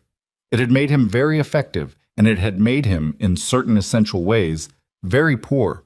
He turned and walked back toward the car. Sal was where he always was, engine running, patient as geography. In the car, Adrian did not say anything for a long time. Then he said, "I need to find a soccer game." Sal looked at him in the mirror. "Logan plays in a youth league," Adrian said. "I need to find out when the next game is." Sal nodded and said nothing else, which was exactly right. 3 days later, Charlotte texted him an address and a time. A park in the West Village, Saturday morning, 10 o'clock. A youth soccer match. She added, below the address, a single sentence. "They know you're coming." Logan said, "Okay." Landon didn't say anything, but he asked what you looked like. He read that last sentence 4 times. Landon didn't say anything, but he asked what you looked like. He put the phone down and pressed his hand flat on the desk and breathed. Saturday came. He wore nothing that announced him. Dark jeans, a gray jacket, boots. He left the car 2 blocks from the park and walked. The morning was cold and bright, the sky completely clear, and the park was full of the particular noise of youth sports, the compressed, enthusiastic chaos of small humans running toward and away from a ball, while adults on the sideline performed their supportive attention. Folding chairs and travel mugs and the specific parental vigilance that looks casual but isn't. Charlotte was standing near the halfway line with her arms crossed against the cold, watching the field. She saw him coming and gave him a nod that acknowledged his arrival without making it significant, which was the right calibration, and told him she had prepared for this the way she prepared for everything, with precision and without sentimentality. He came to stand beside her, leaving space between them, and looked at the field. He found Logan first. Easier to find, more movement, the social one, already identifiable by the way he occupied the space around him with an easy physical confidence. He was playing forward, and he was fast, and he had a laugh that carried across the field when a teammate did something unexpected. Adrian watched him for a while with something in his chest that had no name in any language he'd been taught. Then he found Landon. Landon was playing midfield, and he was doing it the way he apparently did everything, with a quiet, architectural attentiveness that made him look, from the sideline, like the player who was always exactly where the ball was about to be rather than where it currently was. He didn't shout. He didn't celebrate when his team scored. He simply moved to the next position. He was the one who saw Adrian first. From across the field, mid-play, Landon turned his head. Not toward the ball, not toward the sideline in general, but directly at Adrian, with the same unerring accuracy he had shown at the gala doorway weeks ago. The same quality of attention, the same stillness. He looked for a long moment. Then he turned back to the game. Adrian breathed. At halftime, Charlotte put her hand briefly on his arm. Just a touch, informational, a signal. And then walked toward the field where both boys were coming off. She spoke to them for a moment, something short and quiet, and then she brought them over. Logan arrived at speed the way he apparently arrived everywhere. He stopped in front of Adrian and looked up with an expression that was openly, unabashedly evaluating. Curious and direct in the way of a child who has not yet learned to make that assessment less visible. "You're Adrian," he said. "Yes." "Mom said you're—" He paused, working something out. "Our dad." "Yes." Logan considered this for approximately 3 seconds with the focused efficiency of someone who has a game to return to. "Did you play soccer?" "When I was young, not very well." "I'm better than average for my age," Logan said with no particular modesty, and turned and ran back toward his teammates. Adrian looked down. Landon was standing 2 feet away, hands at his sides, looking up at him with those eyes that had his father's eyes' shape and his mother's particular quality of assessment combined into something that was entirely its own person. He didn't say anything. Adrian crouched down so they were at the same level. "I know you don't know me," Adrian said. "I want you to know that I'm aware of that. I'm not going to pretend otherwise." Landon looked at him. "I missed a lot," Adrian said. "That's my fault, not yours. I'm not going to explain it all right now because it's a lot, and you've got a second half to play." But I want you to know that I'm here because I want to be here, not because anyone made me." Landon was quiet for another moment. Then he said, in a voice that was low and careful, "Are you going to leave again?" The question landed in Adrian's sternum like something structural. He held the boy's gaze. "No," he said. "I'm not going to leave." Landon looked at him for a long, assessing moment with those old soul eyes, and whatever he was measuring, he measured it in silence and at his own pace, and Adrian did not rush it. He held still and let himself be looked at completely, which was the most exposed he had been in 12 years in a world built on the management of exposure. Then Landon nodded. One nod. Small, definitive, the gesture of someone who has made a provisional but genuine decision. He turned and walked back toward the field. Adrian stayed crouched for a moment after the boy left, looking at the grass in front of him. Then he stood. Charlotte was beside him again, a few feet away, her arms still crossed, watching the boys return to their positions on the field. "He'll test you," she said, "consistently, for a long time. He doesn't trust quickly. I know. Logan will be easier. He moves fast and forgives fast and decides fast. Landon will watch everything you do, and he'll remember all of it." She paused. "He asked what you looked like. What he was actually asking was what kind of person you were. He uses looks as a proxy for character because he's 8, and it's the tool he has." "What did you tell him?" "I told him he'd have to find out for himself." She glanced at him sideways briefly. "That's still true." The second half started. Adrian stood on the sideline next to the mother of his sons and watched his boys play soccer on a cold, bright Saturday morning in the West Village, and said nothing and felt the slow and monumental weight of ordinary things. Logan scored in the 32nd minute and celebrated by running the length of the sideline with his arms out like wings, and when he passed Adrian, he gave him a look that was pure, uncomplicated delight, the look of a child who is not yet complicated about who gets to witness his happiness. Landon, in the 41st minute, made a pass so precisely placed that it stopped two parents near Adrian mid-conversation to watch, and then immediately repositioned without acknowledging that he'd done anything notable. Adrian watched both of them and said nothing, and felt something happening inside him that was not the resolution of grief, and not the satisfaction of a problem solved, and not the relief of a debt beginning to be repaid. It was something simpler and more difficult than any of those things. It was the specific sensation of beginning, which is always harder than it looks from the outside, because beginning requires you to admit that everything before it was something else, and that admission has a weight that does not distribute evenly across the moment it arrives. He had run a family of a different kind for 12 years. He had made decisions in rooms where the consequences were immediate and final, and written in terms he understood. He had built walls and maintained them, and lived inside the architecture of a life that was powerful and complete and utterly insufficient in every way that was currently standing in front of him on a soccer field. That life was not over. He was not a man who could simply unmake what he had built, but it was no longer the only life he was running, and he understood, watching Landon find his position for a corner kick with the precise, unhurried attention of someone who already knew where the ball was going to be, that the other life, the one he was just beginning to inhabit, was going to require everything the first one had required and then something additional that had no name yet. The game ended. Charlotte's team won. Logan was voluble about it. Landon was not. They walked together toward the park's exit. Charlotte, the two boys, and Adrian at a slight remove, finding the appropriate distance for a first day. Logan filled the space between them with commentary on the game and questions about lunch and information about a field trip at school on Tuesday. Landon walked close to Charlotte with his hand occasionally brushing hers, not taking it, just touching it in that specific way that meant he was monitoring her presence. At the park exit, Charlotte stopped and looked at Adrian. "Next Saturday," she said. "Logan has a drama rehearsal at 2. You can pick him up after and take them both for an hour. There's a good place for hot chocolate on Bleecker." She said it the way she organized events, practically, without sentiment, the right information delivered in the right order. "After that, we'll see." "After that, we'll see," he said. She nodded.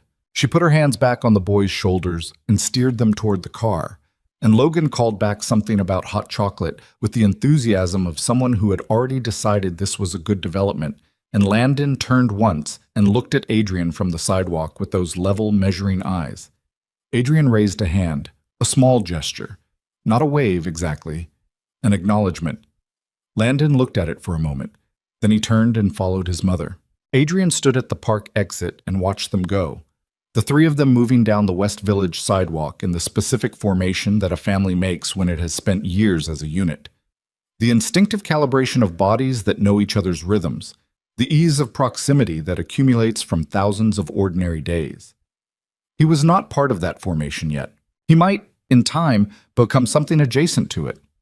Something that orbited it with enough consistency and enough patience to eventually be taken into account by its geometry. Not as its center, but as one of its reliable points. A presence that was counted on, that showed up, that could be trusted to still be there when the assessing eyes of a quiet 8-year-old turned to check. He watched them until they turned the corner and were gone. Then he put his hands in his coat pockets and walked back toward the car through the cold, bright morning. And the Hudson was 2 blocks west, and he could feel it the way you feel a large body of water, even when you can't see it. In the quality of the air, in the particular direction of the wind. Still moving, still carrying itself toward the harbor with the patience of something that has been doing this longer than anything watching it. He had a meeting Monday morning. He had obligations he had deferred, and people waiting on decisions, and a business that did not pause for the private upheaval of its principal. He would attend to all of it, as he always had, with the discipline of a man who understood that the work did not stop. But between now and Monday, he had the rest of Saturday, and he intended to do something he had not done in a very long time. He intended to do absolutely nothing, to sit somewhere without an agenda, without an objective, without the management of any outcome except the slow, difficult, irreplaceable work of learning to carry the full weight of who he was and what he had done and what he was going to spend the rest of his life trying, without guarantee, to build from the ruins of it. Not because someone had forgiven him, not because the debt was paid or the path was clear or the outcome was assured, but because a quiet boy with old soul eyes had looked at him from a sidewalk and turned away without running, which was, in the specific language of 8-year-olds who do not trust quickly and remember everything, the most generous thing anyone had offered him in years. Sal had the car at the curb. Adrian got in. "Where to?" Sal asked. Adrian looked out the window at the West Village street, at the ordinary Saturday morning assembling itself around the absence of 2 boys who had walked around a corner and taken something with them that he hadn't known he was carrying until the moment it shifted. "Nowhere," he said. "Just drive." Sal pulled into traffic. The city moved past the windows, enormous and indifferent and full of ordinary things happening to ordinary people with the quiet, relentless persistence of lives being lived. Adrian DeLuca sat in the back of the car and let it carry him through it, and for the first time in 12 years, he had no destination in mind, and found that he could bear that, and that bearing it was, in its own way, enough.